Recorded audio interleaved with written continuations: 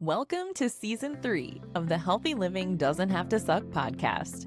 I'm Melyssa with a Y, double board certified lifestyle medicine coach, size-inclusive fitness specialist, author, and speaker dedicated to helping changemakers like you drop the struggle and create a healthy lifestyle you can love.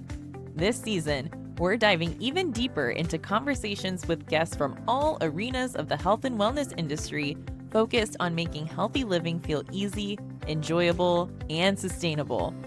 Through my book, coaching community, online fitness studio, and corporate wellness packages, I'm here to provide the tools, strategies, and support you need to feel your best. Because when you show up as your healthiest self, you're unstoppable. All right, y'all, let's get to it. Hey y'all, happy Lifestyle Medicine Week, day 6. Can you believe it? What an awesome, jam-packed week of amazing guest experts that we've already had, but there's still more to come, and I am so excited for you to meet today's guest. We have very similar backgrounds, very similar passions as well, and I just know that you're going to enjoy this conversation as much as I did. So with that being said, please enjoy this day 6 stress management episode. Welcome back, Changemakers. So very excited to bring you all my special guest today to speak on stress management. We have Dr. Jessica Matthews in the house. And if you follow her on social media, you will know why I was so excited to have her on for this conversation about all things stress management, stress recovery. And we have been connected through the lifestyle medicine world for quite some time, but really getting an opportunity to get to know each other a little bit more through our conversation today. So I'm excited to share that with all of you. And Dr. Matthews, thank you so much for being here with us today. Oh, thank you so much. First of all, the warm introduction and just the invitation to be on the show, truly a privilege. And I'm really excited to talk about this really important topic because it does impact us all. So what an important topic we can dig into and really talk about how do we navigate life and all the dynamic nature that comes with being a human being.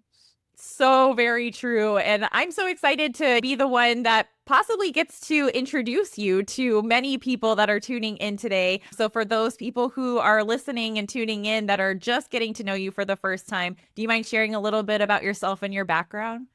Absolutely. I'd be happy to. And I always give just the short nutshell version, if you will. But as mentioned, I'm Dr. Jessica Matthews. I also go by Dr. Jess. So if we are connected online, that may be how you see me. Only to share my background, for over 20 years, I have been intimately involved in the health, fitness, wellness space.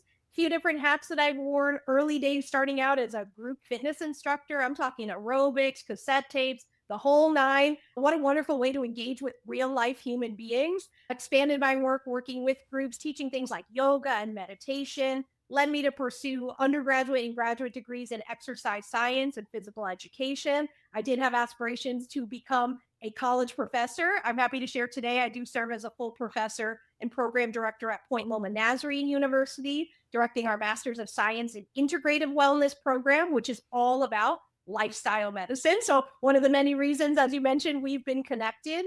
And along the way, I recognize that while I worked a lot with people in terms of their physical body, I recognize when you work with those real life human beings, you get their body, their mind, and their spirit. It comes as one package deal. And I said to myself, Melyssa, I should probably learn more jokingly about what happens from the neck up. That's a fun kind of exercise science joke. And that's what led me to pursue doctoral studies in behavioral health with a focus on clinical integrated care. It's what led me to become a national board certified health and wellness coach, to add to my board certification in lifestyle medicine. I just wanted to understand how to best support whole, real life human beings as they navigate the beauty and complexities of the human experience. Oh my gosh, I love that so much. And anyone who's listening will now understand why I resonated so much with your story, your journey, your content, because we have lots of similarities. The group fitness experience is just something that I hold near and dear to my heart. And there's nothing like the unmatched energy of a room of humans moving together to the music. The endorphins are flowing. It's just such a magical experience. It truly, it's impactful. It's really life-changing. And I don't say that lightly, but just to see what can come out of the dynamic of group. And of course, one of our pillars of lifestyle medicine, but only to say the movement aspect. Wow, talk about an experience. Yeah, and it's such a great and effective way to manage stress, which I know is our topic of focus today. And I just want to be upfront with the audience that I personally have had a whole journey in managing stress myself, where a lot of times I was turning to behaviors that were not the most adaptive or healthy ways to cope with stress. So it's even been a journey for me, and coaching and fitness have all come into play with that. But I would love to know, like, for the people who are listening in, what is something that you hope they can learn about stress management, stress recovery in general, that they can take away from this episode, knowing a little bit more about the intricacies of stress?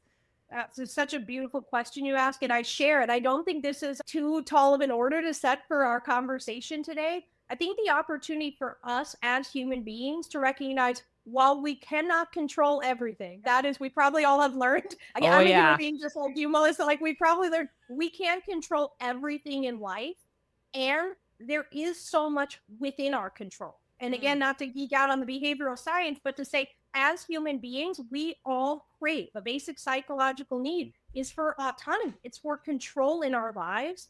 And so much of the work and focus, and just again, my own lived experiences with regards to managing stress, and I say harnessing stress. So I'm going to give a little, Ooh, I maybe a love that. different shift in perspective of the ways in which stress can actually be health promoting. That might sound very odd, but I only will say there is much within our control. And that would be something I would offer to your listeners is what does that look like in practice? And how do we actually navigate the complexities in life in a way that propels us forward and sets us up to thrive? Ooh, my gosh, there's so much in there that I love, and I know that they're going to find value from, because I'd love for you to expand on that concept of harnessing stress, because we do have the good stress, we have the distress, and I know some people have like that surface level understanding of that and how stress can negatively impact our health, but a lot of times people miss out on the fact that stress can promote our health too, which is something you just touched on. So would you mind expanding on that a little bit for us? I'd be delighted to. Only I won't give you the full lecture of. I do teach a mind body medicine course to our graduate students, so I won't geek out and do full lecture style. But only say the takeaways, because even a commonplace word like stress, if I'm being very honest, it has negative connotations. People Mhm. hear stress and go, stress is bad. Like it's very kind of just extreme thinking, which I think we're going to talk probably a little bit about along the way throughout this conversation. But inherently, stress in and of itself is not inherently bad.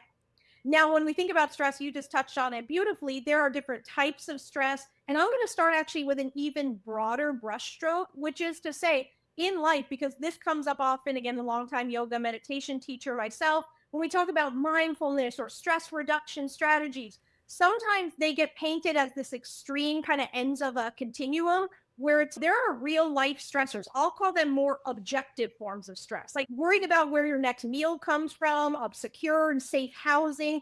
To be fair, this is understanding the social determinants of health and the complexities of being a human.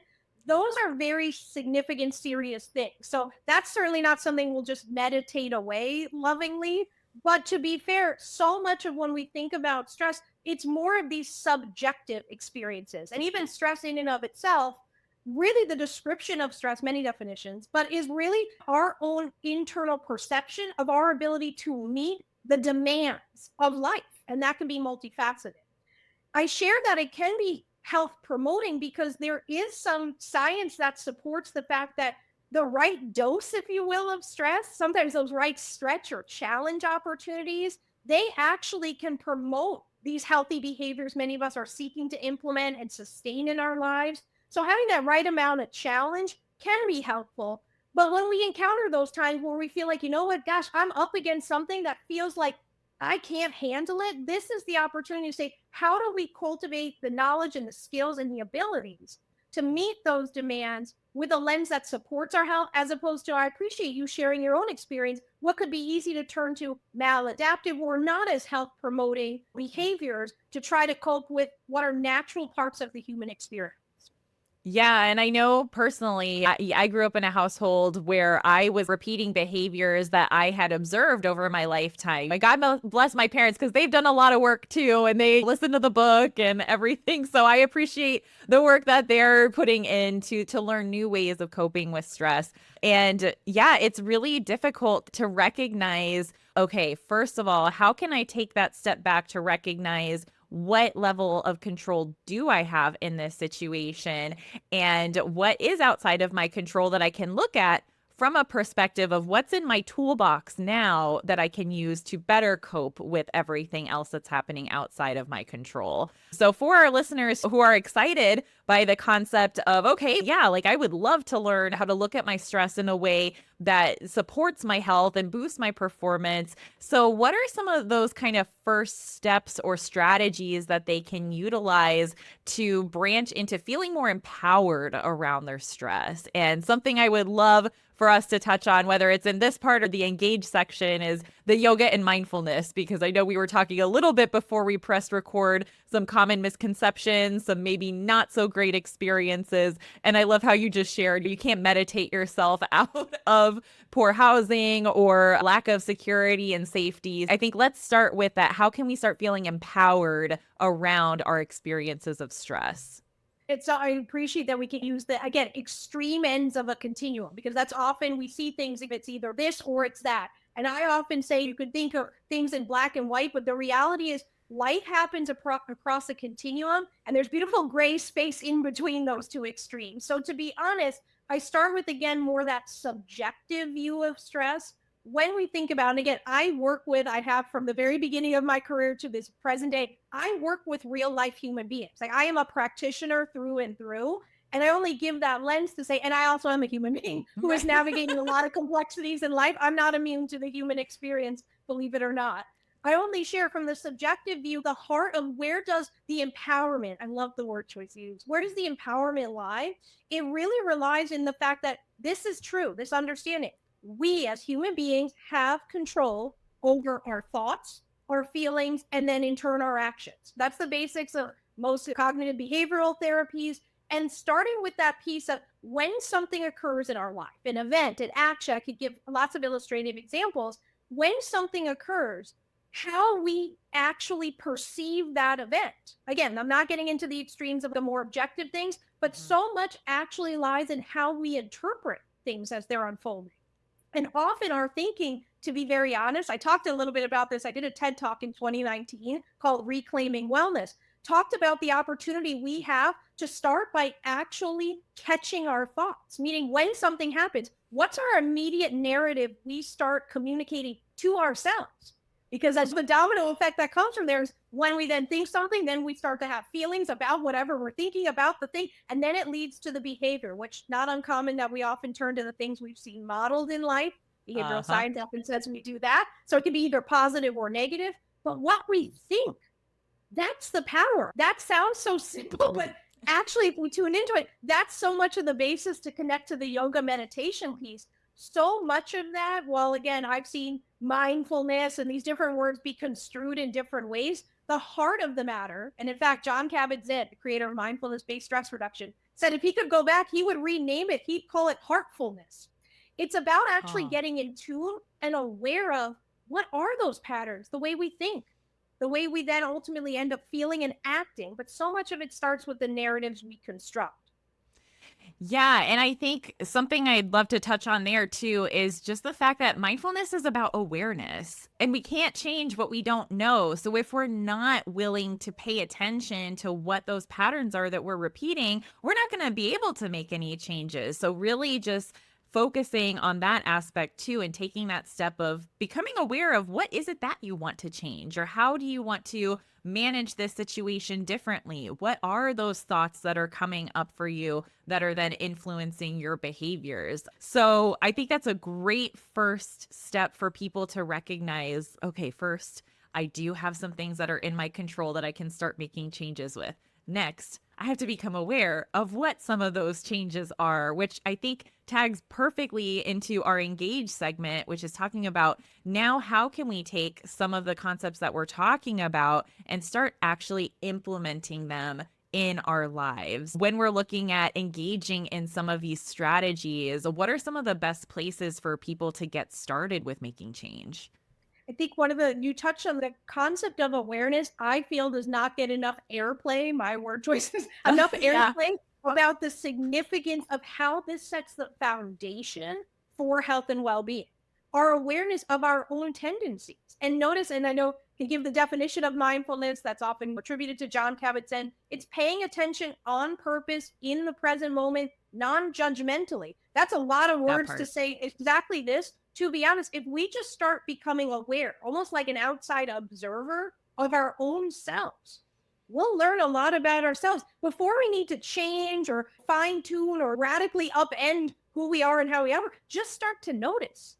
I say these things and I often use this phrase. It sounds simple, but in practice, Melyssa, not easy. It's Some of so the most true. impactful things, simple, but not easy. Doesn't Right. mean it's impossible, but it does invite us to just pause. And sometimes that's one of the biggest things, because again, from a mind body perspective, again, not to get deep in the physiology, but to be fair, there is a hardwired system we have that is the stress response.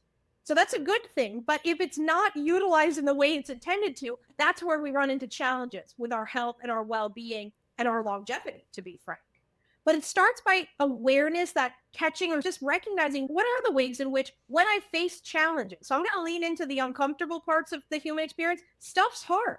We don't talk about that enough. We don't talk about the fact that life is hard. But you know what? Life is also beautiful and full of possibilities and opportunities. And when we encounter those challenges, what do we usually do as our first knee-jerk response?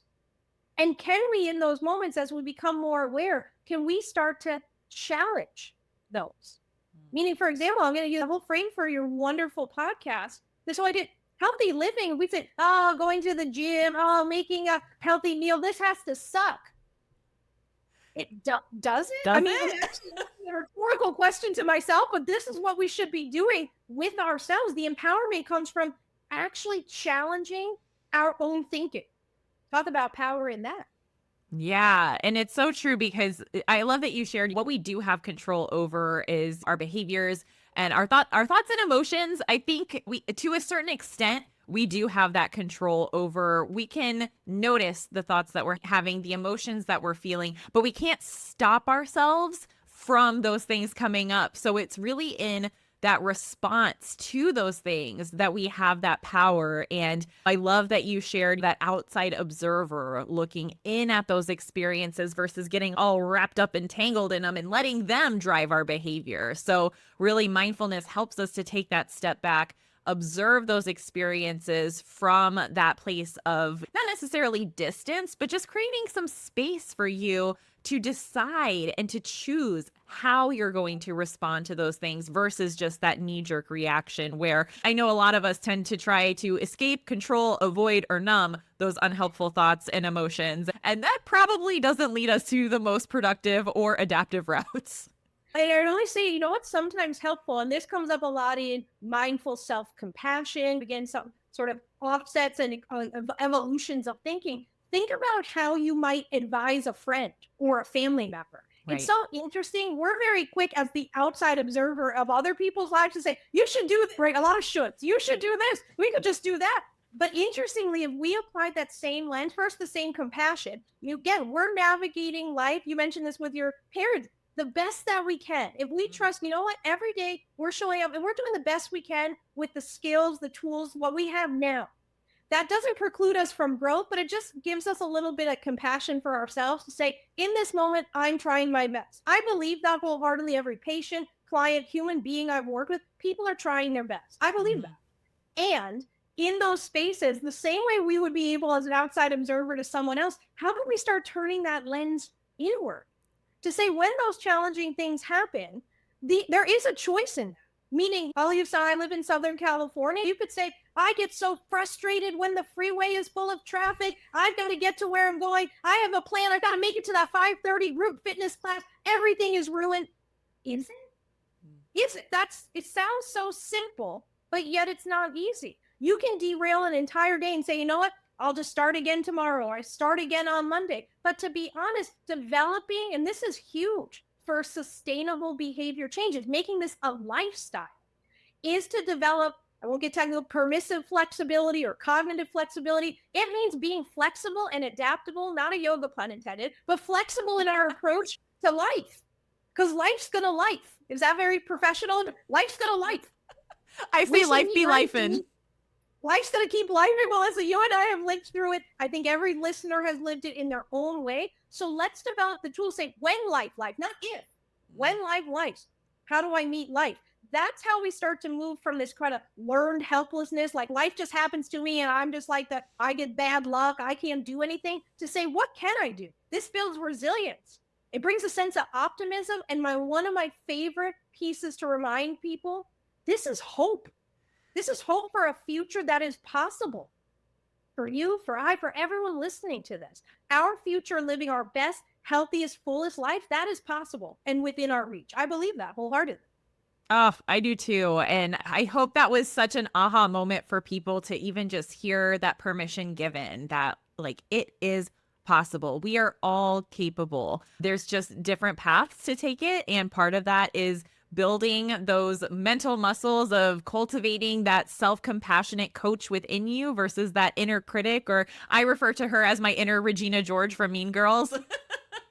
And I think that there's just so much power that people don't realize that they have. And hopefully listening to this conversation, they're starting to recognize that and tap into it. So I would love for you to share, Dr. Jess, what are some of the tools that you have in your stress management and recovery toolbox that you would love people to either start exploring, trying on, or just incorporating into their own lives based on your experience and your experience with your clients? I think one of the we've talked a lot about the cognitive or the thinking aspect of things, but again, I just want to say it's so central. So just again, that opportunity, again, meeting ourselves with compassion. Also, I often present this, and I think it's a wonderful question for your listeners to ponder in their own lives.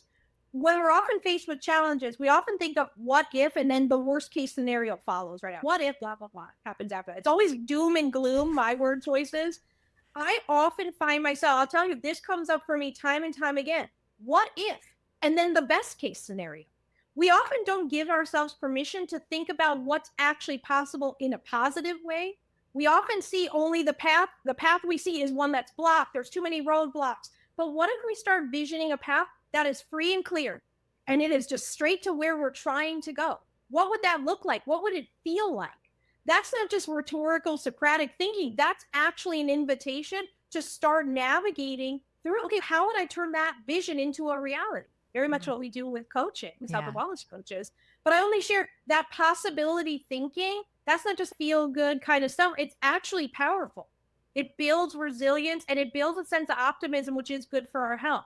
It also leads then to navigating the next part I would share are some of the tools and practices. So how we reprogram our thinking is huge. And having other tools and practices, many of which in and of themselves to mitigate stress, excitingly, they're behaviors that also positively impact our health. Things like moving. We love that. So of course, coming from a background as an exercise professional and someone who really looks to movement can be so many different things. And I think expanding our thinking about exercise doesn't have to look a certain rigid way. There's many ways to engage in movement that is supportive of our health, can help to mitigate feelings of stress and overwhelm, worry, anxiety. These are powerful tools. So that whole movement is medicine thing, a lot of science behind that. But those are some strategies that I find are personally helpful. I also find things for me, I've been a writer for a long time in my life, just that becomes just an outlet for me. When I'm processing something that feels very overwhelming, sometimes pen to paper, I'm old school, pen to paper, there's some magic in that. And again, journaling offers a wonderful outlet, again, science supported. And there's some prompts we could talk through, but ways in which just to get through and think through those experiences and thinking and feeling, sometimes that can be a nice, healthy way as well. I love that so much because it really highlights the fact that you've taken some time to explore these different strategies to find what works best for you. And I hope that's something that people will recognize. Like, it's not just a switch that you flip overnight. And once you start becoming aware that you're experiencing stress, what kinds of thoughts you're having that are contributing to increased stress, when maybe you can change those and reframe them a bit to reduce your stress. So really, like, playing around and exploring with these strategies is so important, and it really does take practice and rehearsal over time to build those skills to start to become that knee-jerk reaction over some of those behaviors that we learn through our lifetime. And something I did want to come back to when you're talking about movement, and we've touched on mindfulness, but I would love for you to share your take on yoga, because I know I shared with you before we hit record, I didn't have the best experiences where I was in down dog and my knees are bent, my heels are off the floor, and the yoga instructor like made me feel less than others in the class because I had such tight hamstrings and I couldn't put my heels down. So it felt for me like not only was I judging myself, but also that I felt like I was being judged by others in the room, which is not a core tenet of yoga or mindfulness at all. So I would love for you to share how yoga can be so essential in our stress management and even just lifestyle change journey in general, and how it's supposed to look and feel. So you touched on this by saying it's a practice. And I always love reminding students. I spent many years teaching yoga, again, doing that from the teaching of teachers to also teaching just the general public. I only share so much. It's a practice. It's not a destination that's very fitting for health and well. Like, it's an ongoing journey. And yoga is a practice. Every time you have an opportunity to be in your body, to be in it. There's not an actual outcome. And if you go to the yamas and niyamas and some of the guiding principles, say there's not a striving, there's not a this must be this way. So I respectfully offer a different lens to say the opportunity, and perhaps sound like a missed opportunity, unfortunately, in your experience that you're alluding to, but the opportunity with a yoga practice is to cultivate greater awareness. What does it feel like to be in my body in this moment? To be in moments of discomfort, perhaps with those tight hamstrings, tight calves is my Achilles heel, pun intended, but actually very true. I have very tight calves. Only to share, to be in those experiences, the physical postures, the moments of silence. I share that of just experiences in a yoga practice that often prompt, I say, the spaces of discomfort where we can learn to cultivate greater comfort, greater awareness, and from that explore greater possibility. So from my perspective, my style of teaching and my students over many years would attest to this. There is nothing I expect from my students. My opportunity as a teacher is to cultivate the conditions for greater awareness, whatever that looks like on that day. If it's a lot of movement, if it's a lot of taking advancements into postures and exploring new feelings, if it's just tuning into maybe what's going on emotionally, maybe something at a deeper level, that's space, literally and figuratively, for exploration. So that's how I approach the yoga practice, because that is where, I again come back to Jon Kabat-Zinn. We often talk about tools like yoga and meditation, so powerful for stress management. And it's not magic in the practice itself, it's what you unearth through the practice. So Jon Kabat-Zinn says this quote, which may resonate with your listeners. He says, the real meditation is how you live your life. It's not when you're sitting on a mat or in a certain space or your eyes are closed or open or your hands are a certain way. It's how you translate that into your life. That's the real magic. That's so powerful too. And I wish I would have known that yoga was more about connecting with your body and building that awareness, because I've shared this story before, but I ended up with hand, mouth, and foot disease and shingles within 3 months of each other during my mid-20s. And they were both stress induced. And on a mental and emotional level, I didn't feel stressed. I didn't think I was stressed. I was loving my job. I had lots of great friends and connections, but from a physical perspective, I was working my body to the point of exhaustion and not giving it proper time to recover and rest to continue the pace that I was putting it up at. So I think that's something important too. It's like stress shows up in a lot of different ways. It's not just mental or emotional, it's physical too. It's behavioral. Like, all of those things are ways that stress can show up for us, and building that awareness through a practice like meditation and yoga can be so helpful in starting to recognize that and catch it before it gets to those really dramatic points where it's, what's the saying, your body will force you to rest if you don't make time to rest. And I experienced that and don't wish that upon anyone. And I appreciate you sharing that, because I think we can learn, right? The things we've navigated in life, what do we take from the assignments life has provided us, right? For your take from that, to have that recognition and now to have greater awareness and to recognize, I do want to share this because I've just seen this so much, and it again prompted a lot of my work from a yoga and meditation teaching perspective, to also expand that there's no one way yoga and or meditation looks.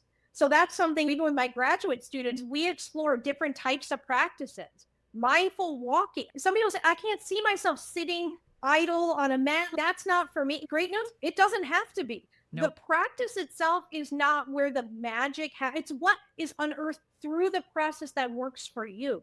So I think that's also a freeing kind of note for people, because often we have different visual images of what these different strategies to manage stress have to look like. I have to be sitting cross-legged. I have to have my hands in a certain place. I have to be doing that down dog. To be honest, no, you don't. Right. To do any of that. But there's a plethora of tools that offer exploration. And I'm using that word intentionally because that is where we cultivate the true skills that will carry over into life long after we step off of the yoga mat. Oh my gosh, what amazing value you have just given to our listeners. So if people would love to stay connected with you, Dr. Jess, where are some of the best places that they can find you? I would like connection. And so on a core tenet, starting from those early group fitness days, I would love to be connected. I'm on social media at Dr. Jess Matthews. So Instagram, Facebook, LinkedIn, would love to connect in really meaningful ways. I think normalizing the human experience has really been the underpinning of all of my work professionally, and really what I'm most passionate about personally. And I think really normalizing that, having real conversations, the things you've shared in this dialogue, the things that we can help each other to recognize what we're experiencing isn't an anomaly, it's being human. And how do we meet the human experience in ways that set us up to really, again, thrive in our lives, because that is possible. Oh my gosh. Thank you so much for sharing your time and your knowledge and energy with us. We like to close out our guest episodes, and I'm sure the listeners can probably pull some answers out from listening to our episode, but how do you bring healthy living doesn't have to suck into your own life or into your work?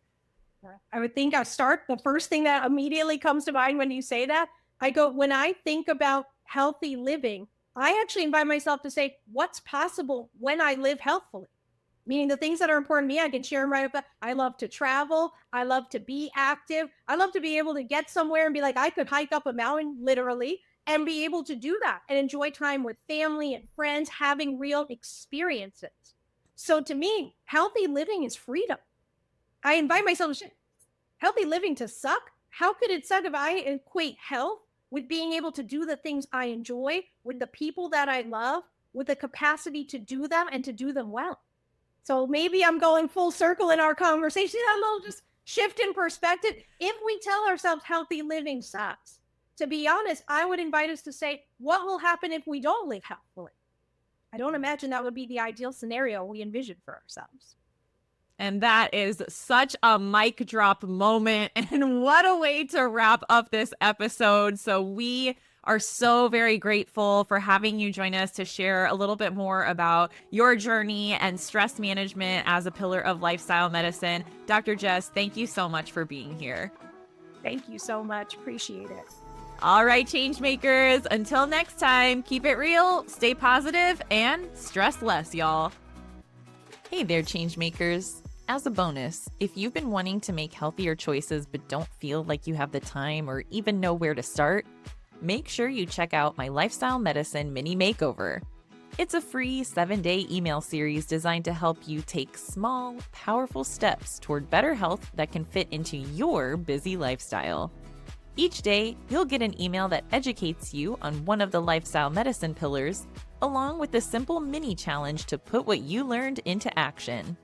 If you're ready to level up your health with lifestyle medicine, then sign up now at healthylivingdoesn'thavetosuck.com/makeover, and let's do this together. By the end of this week-long challenge, you will have success in showing yourself that healthy living doesn't have to suck. As always, thanks so much for listening, Changemakers. And if you can please remember to head to your favorite podcast platform and subscribe, rate, and review.